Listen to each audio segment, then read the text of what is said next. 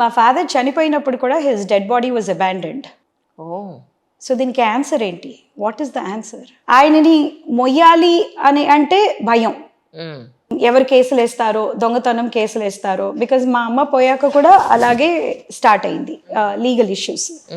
ఏమీ లేకుండా బెదిరియటానికో, ఆస్తులు కొట్టేయడానికో, మధ్యవర్తులో సంబడి ఎవరో ఇలా చేస్తున్నారు.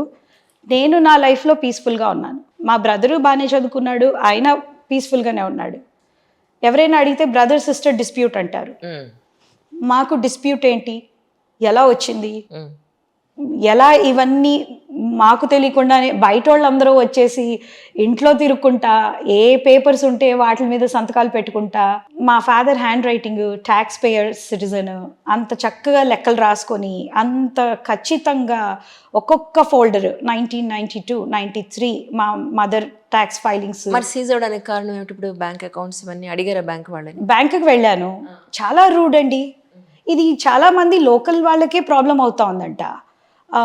ఒక వైఫ్, ఒక డాటరు మా హస్బెండ్ పోయారు అని చెప్పేసి వెళ్తే లీగల్ హైర్ తీసుకుని రండి, మా ఇష్యూస్ మాకున్నాయి అన్నీ అని చెప్పి వాళ్ళని వెనక్కి పంపించేస్తున్నారంట. These are thousands of cases happening. Understood, వాళ్ళ ఇష్యూస్ బ్యాంక్ వాళ్ళకి కొన్ని పరిధులు ఉంటాయి, కొన్ని రూల్స్ అండ్ రెగ్యులేషన్స్ ఉంటాయి. ఎవరో థర్డ్ పర్సన్ వచ్చి మేము మా ఫాదర్కి ఈ ఇల్లిసిట్ చైల్డ్ అనో లేకపోతే స్టెప్ చైల్డ్ అనో ఎవరో వస్తారు. సో బ్యాంక్ వాళ్ళకి ఇలాంటి ఇష్యూస్ ఉంటాయి కాబట్టి కొన్ని రూల్స్ అండ్ రెగ్యులేషన్స్ స్ట్రిక్ట్గా ఉంటాయి. కానీ ఇప్పుడు నా పరిస్థితి ఏంటంటే, నేను ఇండియాకి వచ్చాను, మా బ్రదర్ ఇండియాకి రావట్లేదు, మావన్నీ బట్టబయలు బయట ఉన్నాయి. ఏం చేయాలి? నేను నాకెందుకు వచ్చిందిలే అని చెప్పేసి నేను వెళ్ళిపోవాలా? లేదు, అన్నీ వైండప్ చేయాలి, అది నా రెస్పాన్సిబిలిటీ అని పిల్లల్ని, హస్బెండ్ని, ఫ్రెండ్స్ని అందరినీ వదిలిపెట్టి, నా ఇంటి కంఫర్ట్ని వదిలిపెట్టి, ఇక్కడ పెట్టా బేడా సర్దుకొని హోటల్స్లో తిరుగుతా. ఒక్కదకు ఆ ఫ్లాట్లోనే ఉండొచ్చు కదా, ఏం ప్రాబ్లం మీకు? సేఫ్ కాదు కదండి. ఎవరెవరున్నారు? నా ఫేక్ పాన్ కార్డే ఉంది. How is it safe? So lock చేసి పెట్టారా మరి? ఇప్పుడు లాక్ చేసి పెట్టేశాను. ఇప్పుడు లీగల్గా మరి ఎవరు దీనికి ఆథరైజ్డ్ అంటే ఏంటి పరిస్థితి ఏంటి? The will is on my name and the responsibility is on my hand and laws are very clear. ఎవరు పొసెషన్లో ఎవరి చేతిలో ఉంటే వాళ్ళిది అని. అంటే ఇప్పుడు ఫ్లాట్ మరి ఇప్పుడు ఇదంతా చేసింది ఎవరు? పని వాళ్ళ, మీ రిలేటివ్సా, ఎవరు, ఫ్రెండ్సా? రిలేటివ్స్ ఉన్నారు, పెద్దనాన్న పిల్లలు ఉన్నారు అని మా నాన్న డిక్లరేషన్లో చెప్పాడు. మా బ్రదర్కి కూడా హెల్ప్ కావాలి అని డిక్లరేషన్లో చెప్పాడు. పలానా వాళ్ళు ఆస్తులు కొట్టేసేయాలి అని చెప్పాడు. పక్కనున్న పనివాడు నేను పెట్టలేదు. సో ఎవరు పెట్టారు మరి పని? నేను పెట్టలేదు, మా బ్రదర్ పెట్టాడు అన్న దానికి కూడా మా బ్రదర్ ఎప్పుడు నాకు ఫోన్ చేసి నా పనివాడు అని చెప్పలేదు. సో ఎవరు పెట్టారు మరి? ఎవరు పెట్టారు? పోలీసుల దగ్గరికి వెళ్తేనేమో మీ బ్రదర్ చెప్తున్నాడు అని అంటున్నారు. మా బ్రదర్ మీకు ఫోన్ చేశాడు అని ఏంటి నమ్మకం ఏంటి? దట్ ఈస్ మై బ్రదర్ అని. He's not in the country, he's an American citizen. మా బ్రదరు, మా వదిన, వాళ్ళ పిల్లలు ఫోన్ చేశారు అని ఏంటి మాకు గ్యారంటీ? నేను వస్తే నన్ను ఎందుకు మీరు బయట దానిలాగా చేస్తున్నారు? నా ఇల్లు, నా పేరెంట్స్ ఇల్లు, నేను పుట్టి పెరిగిన ఇల్లు, నాకు యాక్సెస్ లేకపోవడం ఏంటి? యాక్సెస్ లేదా ఇప్పుడు మీకు? I had an access, I forcefully took it. అందుకే ఒక జత బాట ఇది అరిగిపోయింది. లా చదువుకొని మళ్ళీ రావాల్సి వచ్చింది. అంతేనండి, మనకి ఏదైనా అన్యాయం జరిగింది అని అంటే దాని గురించి మనమే తెలుసుకుని, లాస్ ఏమున్నాయో తెలుసుకుని, అందులో లూప్ హోల్స్ ఏంటో తెలుసుకుని, దీన్ని విన్ అవ్వాలంటే మనం ఏం చేయాలో తెలుసుకున్న తర్వాతే మనం జ్యుడిషియరీ మీద ఆధారపడాల్సి వస్తాం. ఒక సింపుల్ విషయం అండి. మా ఫాదర్ లాస్ట్ టైం పోయారు, నేను వచ్చి వెళ్ళిపోయాను కదా. ఒక వీడియో ఫ్లోట్ అవుతా ఉంది. వీడియో సేస్ యుఎస్ ఎగ్జిక్యూటివ్స్ 12 లక్షల కోసం ఒక వార్ వెటరన్ని కొట్టి ఎవిక్ట్ చేశారు, దారుణంగా ఎవిక్ట్ చేశారు అని ఎవడో పోస్ట్ పెట్టాడు. అక్కడ ఆ రోజు అది నా ప్రాపర్టీ, అది ఫ్యామిలీ ప్రాపర్టీ కూడా కాదు. అది మా హస్బెండ్ని అడిగి మా మదర్ని, ఫాదర్ని పెట్టిన ప్రాపర్టీ. దాన్ని తలుపులు బదులు కొట్టారు. ఎవరు? గ్యాంగ్ ఆఫ్ పీపుల్, పెద్ద మనుషులే, చాలా పెద్ద పోస్ట్. రిలేటివ్స్ కాదండి, so called friends or whatever it is. అయ్యో ఇదంతా డబ్బు కోసమేనా? పవరా డబ్బా? బికాజ్ ఇది చిన్న ప్రాపర్టీ అండి. 100 crores 200 crores అయితే ఏదో ఉంటుంది. Humble savings of my parents. And mine was a small property, penthouse, where ఎక్కడండి అది? బంజారా హిల్స్ రోడ్ నెంబర్ 1లో ఉండేదన్నమాట. ఓకే. సో తలుపులు వెళ్ళి కోవిడ్లో బద్దలు కొట్టారు. బద్దలు కొట్టి ఒక హైకోర్టు లాయర్ని ఆపినందుకు చితక బాధేశారు. Okay. So that was caught in CC camera. Okay. కెమెరాలో వచ్చింది. అందరూ కలిసి పోలీస్ స్టేషన్లో కంప్లైంట్ పెట్టారు.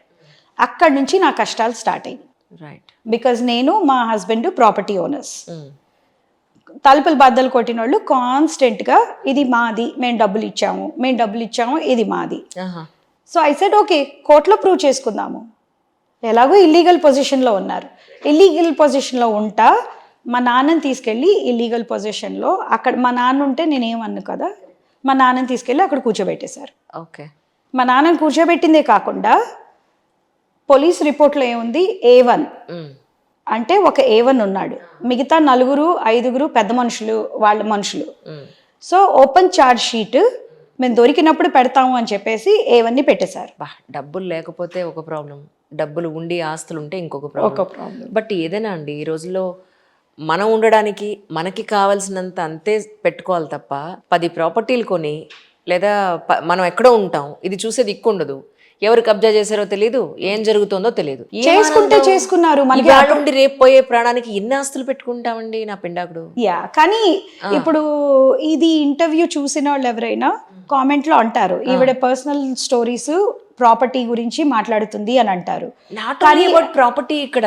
అవునండి. ఇప్పుడు మీరు చదువుకున్నారు, దేశం వదిలి విదేశాల్లో ఉంటున్నారు, ఇక్కడ పేరెంట్స్ ఒక్కరే ఉన్నారు, ఎవరు ఆక్యుపై చేసేసారు, ఏం జరుగుతోంది, వీళ్ళ ఆరోగ్యం ఎలా ఉంది, వీళ్ళు ప్రాణం పోయే స్థితిలో కూడా ఎవరు లేకుండా హెల్ప్లెస్ అయిపోయిన సందర్భాలు కదా. అవునండి. ఇంకోటి మీరు ఒక doctor, she's very cute, Neerja అనుకుంటాను, తను ఒక 4-minute వీడియో చేసింది.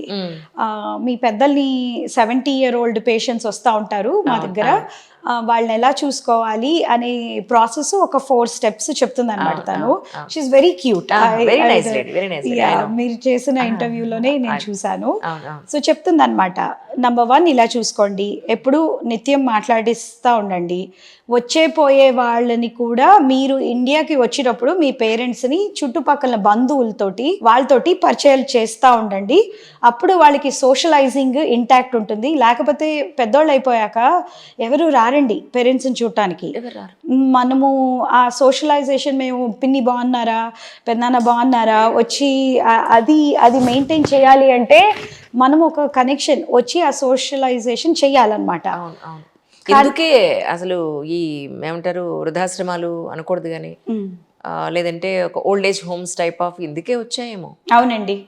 నేను ఆ పాయింట్ కూడా మీరు విత్ యువర్ ఈ సందర్భం నేను తీసుకుని అది కూడా, ఎందుకంటే వాళ్ళిద్దరు పెద్దవాళ్ళు ఓపిక లేకుండా వయసు అయిపోయి ఒక చోట హలో లక్ష్మణలా ఉండడం కన్నా వాళ్ళ పీర్ గ్రూప్ ఉంటుంది కదా అక్కడ, వాళ్ళు షేర్ చేసుకుంటారు, ఒకళ్ళకొకళ్ళు సాయంగా ఉంటారు. బాబోయ్ అవి ఎందుకు వచ్చాయో మేబీ ఈ కేసు చూసాక నాకు అదే అనిపిస్తుంది ఏంటంటే కనీసం అట్లీస్ట్ ఒక సేఫ్టీ సెక్యూరిటీ ఒక ప్లేస్లో ఉంటుంది కదా అని చెప్పని. మీరు చెప్తే నమ్మరండి, మా అమ్మకి అలాగే జరిగిందని చెప్పేసి ఆవిడకి క్యాన్సర్ వచ్చినప్పుడు ట్రీట్మెంట్ ఇవ్వలేదు. కీమోథెరపీ ఇప్పిస్తే పోలీస్ కంప్లైంట్స్ పెడతాను అని చెప్పి బెదిరించారు. అయినా కూడా నా ఫ్రెండ్స్ అందరూ దే సెడ్ లేదు ఆంటీని తీసుకెళ్దాము అని చెప్పి. ఎవరు బెదిరించారు? ఫ్యామిలీ అండి, ఫ్యామిలీ. అంటే మీ పేరెంట్స్ని వేరే వాళ్ళు క్యాప్చర్ చేసేసారు టోటల్. టూ మచ్ కదా. అంటే మా బ్రదరు అమాయకుడు ఏంటో తెలీదు, సో అలా అయ్యిందనమాట. మా మదర్ని ట్రీట్మెంట్ ఇప్పించి చేసి ఇంటికి రావద్దన్నాను, ఎందుకంటే ఇంటికి వచ్చింది అనుకో ఇదే డేంజర్ అవుతుంది అని. అప్పుడే చేసి తన్ని కేర్ హాస్పిటల్లో ఒక స్వీట్ తీసుకొని, and she thoroughly enjoyed it. Oh my God, ఆ డాక్టర్స్ ఉన్నారండి కేర్ హాస్పిటల్లో, younger version of doctors, very sweet doctors. పొద్దున సాయంత్రం మాట్లాడటం, పలకరించడం, జోకులు వేయటం. ఎండ్ ఆఫ్ ద లైఫ్ జర్నీలో వాళ్ళు ఉంటారు కదండి, వాళ్ళు భయపడకూడదు, వాళ్ళకి సోషలైజేషన్ ఉండాలి, వచ్చిపోయే వాళ్ళు ఉండాలి. కానీ హాస్పిటల్స్లో ఎవరు వస్తారండి దగ్గర. ఇన్ఫ్యాక్ట్ మా మదర్ ప్రాణం వదిలేటప్పుడు మా ఫాదర్ లేరు, ఇవే ఫ్యామిలీ డిస్ప్యూట్స్ మూలంగా మా బ్రదర్ లేడు. నేను అప్పుడే అప్పుడు దాకా ఉండి తన్ని చూసుకొని ఆ 2 days మమ్మీ ధైర్యంగా ఉండండి మీరు, నేను వచ్చేస్తాను అని చెప్పేసి అమెరికాకి ఫ్యామిలీ దగ్గరకు వచ్చి మా పాపని కాలేజ్లో చేర్పించాల్సింది. వచ్చినప్పటి నుంచి ఆవిడ తింటం మానేసిందంట. మాకు నమ్ముకున్న వాళ్ళు, ఇయర్స్ తరబడి తెలిసిన వాళ్ళని పట్టుకొని ప్రాణం వదిలింది. కానీ వాళ్ళ మీదే పోలీస్ కేసులు, దొంగతనం అన్న పోలీస్ కేసులు. హారబుల్. ఎవరు వస్తారండి ఇంకా కమ్యూనిటీలో పేరెంట్స్ని చూసుకోవడానికి? అందుకే నేను అనుకుంటాను రిటైర్మెంట్ హోమ్స్ అనేది ఒక బ్లెస్సింగ్ అండి. 100%. బికాజ్ నా చేతుల్లో ఏముండదు, మా బ్రదర్ చేతిలో లేకపోతే నాకు సిస్టర్ ఉండుంటే వాళ్ళ చేతుల్లో, ఎవరి చేతుల్లోనే ఏముండదు. వీళ్ళు ధైర్యంగా వెళ్ళి 4 డాక్టర్స్ హ్యాపీగా ఉంటారు. మా మదర్కి జరిగింది మా ఫాదర్కి జరగకూడదు అని చాలా ట్రై చేశాను.